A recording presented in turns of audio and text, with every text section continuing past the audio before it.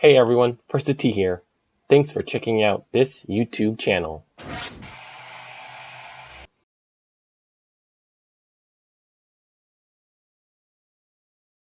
Congratulations Madelene Sagstrom on winning your first LPGA Tour event with the inaugural Gainbridge. Here's her post-win press conference interview. It is my pleasure to have the inaugural champion, Madelene Sagstrom. Madelene, a Rolex first-time winner. What emotions are going through your mind right now? Well, I'm still mind blown, I think. It's just one of those things that you don't really realize it happens. And then I think I need some time, and then it might settle a bit. Talk us through today's round. You stumbled a little bit on the front nine. Were you nervous? It was your first time sleeping on a 54-hole lead. Well, I've never been in a situation like this before. So obviously it was all new to me. I didn't know how I was going to handle it or if it was going to go my way or not. So my whole goal today was just go out and stay patient and do what I'd done the other days. Because I was, first of all, really proud. I saw myself, I had already won in my head today. Not winning the tournament, but I had beaten my own demons and just making myself proud already. Shooting 62 and then following it up by a round of 67 was just huge for me in general, and just being up the leaderboard and putting myself in that situation was just a huge win for me. And then, I mean, this is just icing on the cake right here. Then you had a chip in on 10 for birdie. That kind of righted the round for you today. How did that change the dynamic of your day? Well, I kind of got the rhythm back on the back nine. I hit actually a pretty good shot into 10, but ended up in the bunker. And I was like, okay, well, just trying to do a good shot from here. I consider myself a pretty good bunker player. And then when I saw the one in, I was like, yes, that was awesome. So I felt a little bit momentum shift. I got a little confidence back. So that really helped for sure. You tied it up on 17th with the birdie. What was your mindset heading to the 18th tee? Did you know where you were? You're facing a really good opponent in Nasa Hataoka with multiple-time winner. What was your mindset heading to the 18? Fairway, fairway, fairway, fairway. No, it's like, I knew that I saw the tee box and I was like, oh, the bunker's in play, the water's in play. And I was like, okay, just let loose, just let go. And hopefully I hit the fairway. I just did. But it was kind of one of those, this is like what I've practiced for. I was like, I have to just let all my feelings aside and all my thoughts aside and just go ahead and try to do it. Did you know the par putt was potentially for the win? Did you know that was must make? I knew it was a must make for a playoff. I'm assuming, I didn't really know. I knew that Nasa and I was on the same score, obviously, because we played together. But I told Alan on 11, I told him, I was like, I'm not looking at the scoreboard on this 9. It's me against the course, and I'm going to do my best. Obviously, I knew what she was doing because we were playing together. But I figured that it was going to be pretty good. So I knew I had to make that to give myself a chance at all, yeah. And then your reaction, spraying champagne, your boyfriend, your family coming up. What were those emotions like? Well, I think I didn't realize what happened first because I didn't know any other scores. So I didn't really know. I was like, well, is this it or what happened? It was just so many emotions going through my mind and going through everything. And I mean, this is what we all dream about. This is what I've dreamed about my entire career and ever since I started playing golf. So it really hit me hard. You mentioned your caddy, Alan. Can you, for those who might not have heard the story, can you give a little background as to who you had on the bag this week? So it's my boyfriend's dad, Alan Clark.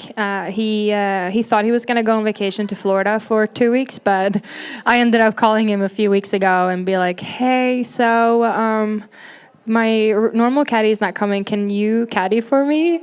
And he's like, sure, maybe. I don't know. But he really stepped up and he's done an amazing job this week. And I'm so proud of him because he's really fought really hard because he was really tired the first couple of days. But yeah, he's done such a tremendous job. Does he have a permanent job out here? No, he does not. He's retired, and now he's retiring from caddying on the LPGA too. Going out on top, nice. For those that don't know your story, Madelene, winning maybe came a little bit easy and quick to you on Symetra Tour. What have the last few years really been like for you, and what are some of those ups and downs that you've experienced? Well, Actually, when I started out on Symetra, in the beginning of that season of 16, I really questioned myself if I was good enough. I really struggled coming out of college because I didn't know my spot. I didn't know really where I was going to fit in. But I figured it out pretty quick, and I really stuck to my game plan. I kind of did that whole season, I did what I've done this week. And obviously that resulted in a great season and a really good finish. But, I mean, we play on the biggest stage in golf. I mean, the best players in the world are out here. And, I mean, everybody's so good. And if you do a few mistakes, you miss some cuts. And that's been, I mean, I've been doing very up and down these last 3 years I've been out here. My first year was pretty good. I mean, I didn't play Solheim Cup. But no, these last couple years, it's just so up and down. So, I mean, I've really had to deal with my own emotions, my little demons in my head, my thoughts, and just figure out, like, who am I, what kind of player do I want to be, and how can I just get out the most potential that I have. You mentioned Solheim Cup. You were a captain's pick at the event in 2017.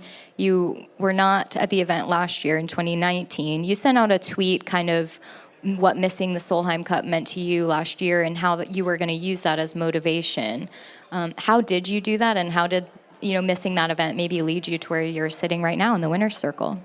Well, I know that in the beginning of 17, when we were playing for, obviously I ended up playing for a spot, but no, I can only play for a spot. I wasn't eligible to play my way in. But in the beginning of that season, I put way too much pressure on myself. I really wanted to play in that team so badly. So I really, I struggled with the results in the beginning, did last in my first LPGA event in Bahamas in 17. But then from there, I knew, okay, I kind of just have to let go of that. And I think I put a little too much pressure on myself last year. I wanted it really badly, and I wanted to be part of that team really badly. And I think I was just in the way of myself a little bit too much. And so, I mean, I had a pretty long off season, so I have had a lot of time to work and prepare myself mentally and everything for this. Well, how nice is it to see it pay off immediately at the first event of the season? Well, I think I posted something on Instagram beginning of the week, and I was like, I'm determined that 2020 is going to be the best season yet. And I didn't really know it was going to be this good right away, but no, I've worked really hard over many years now, and I think that the biggest change or the biggest journey I've had is within myself and my mental game, and finishing second last year at Pure Silk. Really, I could really see, okay, I'm good enough to play out here on being up in the top and potentially win. And then now then I've really worked on, like, freeing that potential and just getting it out there, and obviously I did this week. All right, we will open it up for questions. Please raise your hand, and we will bring around a microphone. We can start with Beth Ann there. She's closest. I have two questions. You said you beat your demons before you even teed off today. What was your biggest mental demon prior to this week? Well, I struggle to be in the present a little bit. I like to be in the future, and I worry a lot about the future. So I think that was my biggest thing. What's going to happen this year? How am I going to play? Have I done the work? Am I good enough? That was kind of the biggest, like, chunk of things that I brought into with me this week. And it's like, okay. And obviously I got proven a lot of those wrong to myself this week, which I'm really proud of her. But that's the part I've been working on the most. So you practice out of Tranquilo? Is that so?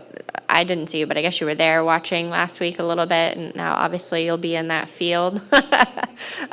Were you watching the tournament rounds last week? Or yeah, I was out there the Friday. I know a lot of the members really well now, and I chit-chat a little bit. And I'm really good friends with some of the girls on tour, too. So I was out watching, feeling the environment. But I also knew last year I was out for a few more days just because we weren't playing. But then I knew I had an event coming up. So just the Friday. I had enough questions saying, why aren't you playing? I was like, well, I haven't won yet.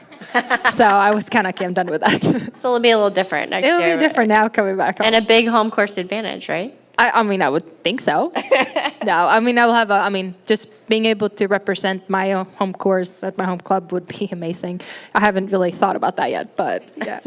And just to refresh our memory, when did you first pick up a club, and who introduced you to the game? My family introduced me to the game. original story is that I've held the club in my entire life, but I kind of picked up the game when I was 9 when we moved into the city right off the golf course. But I'd been around it before, just kind of mostly just walking around. I grew up playing golf on a farm. My dad's best friend had a farm, so they were playing a lot of golf out there. So I was mostly looking at the cows and digging in the dirt and stuff. All right, we'll go down here to the front row. Okay, this is multiple parts, but just the 18th hole. If you could talk about your approach shot, the lie that you had, your pitch onto the green, and the way you struck that final putt. Well, I was really happy that I hit the fairway in the first place. I was the wind has been tricky these last 2 days, I feel like, because it feels like it's blowing, but then it doesn't blow. So now afterwards, I might have picked a different club, but I hit, I was feeling it was a little bit into, so I picked one of my longer clubs. It's a utility club, but I didn't catch it that great. So, but I was pretty fortunate that it stopped in between that little grass bit on the left side there. The lie was fine. I hit the chip shot okay, not great, but then I hit a really good putt. So it was kind of one of those things. It was, if it was meant to go in, it was meant to go in. Yeah, well, it was a perfect read, broke right in the left side. And then if you can talk about the shot on 17. Well, I think that we were talking about obviously going, I was aiming left of the pin, obviously. I knew the wind was going to come a little bit off the left. I didn't actually mean to hit it that close to the pin. It was a little bit of a mishit. That's the funny part, because a lot of times when we hit it really close to the pin, it's normally a little bit of a miss, because we don't actually really hit towards the pins that often. But it was a perfect miss. So now I knew if I caught it good, if I hit the shot I was trying to hit, it was going to be about 3 yards left of the pin, and obviously now it just ended up straight at the pin instead. In 8-iron. You talk a lot about the mental side of your game, and you're a very introspective player. How important is that side, and kind of strengthening that part of your game? How instrumental was that to the win here? Well, I think it's everything. Well, first of all, for me, it's if I don't enjoy what I'm doing, if I don't feel good about myself, this whole part of the life just gets really hard. So for me, it's been a journey of how do I not identify with golf too much? So I'm just the golfer Madelene. How can I be both an individual, a human being on the side, and also be a good golfer? So that was kind of how I got in touch with it from the start, because I was so identified with golf growing up. If I played bad, I was a bad person. But now it's that last 1%, as they say. And I think, I do the work, I practice, I do all the things, but for me to really if I put 2 more hours in on the putting green, I don't feel like that's going to get that little bit extra out of it. But if I work a little bit on how can I be more free, how can I not react on my thoughts, how can I just do the little extra. So for me, it comes back to just being more free in my mind and just really enjoy what I'm doing. Yep, down here. Okay, I'll keep going. So Friday, Saturday, you had 16 birdies, and I don't know if there was really any pressure on you, but there had to be a ton of pressure on you today. On the back nine, you just kept making every must-make putt that you had to make. Was it the same in your head? Because you had joked about it on Friday, saying, how many more of these putts am I going to make? Were you just like, yeah, I can do this, or did you feel the pressure? Yeah, I definitely felt the pressure.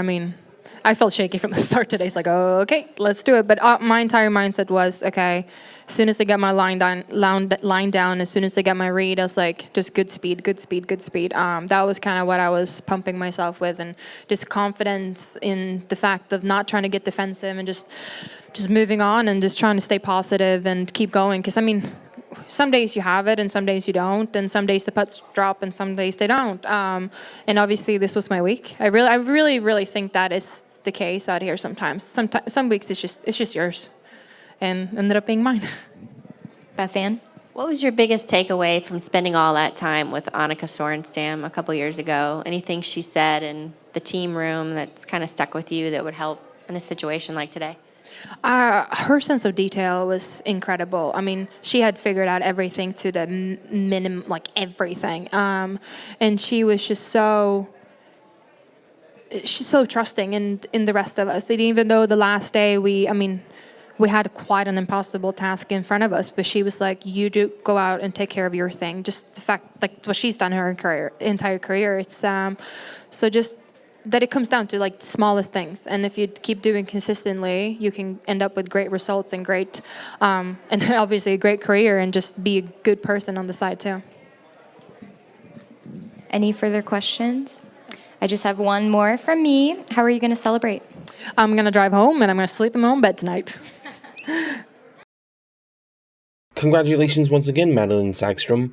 What are your thoughts on the inaugural Gainbridge LPGA event?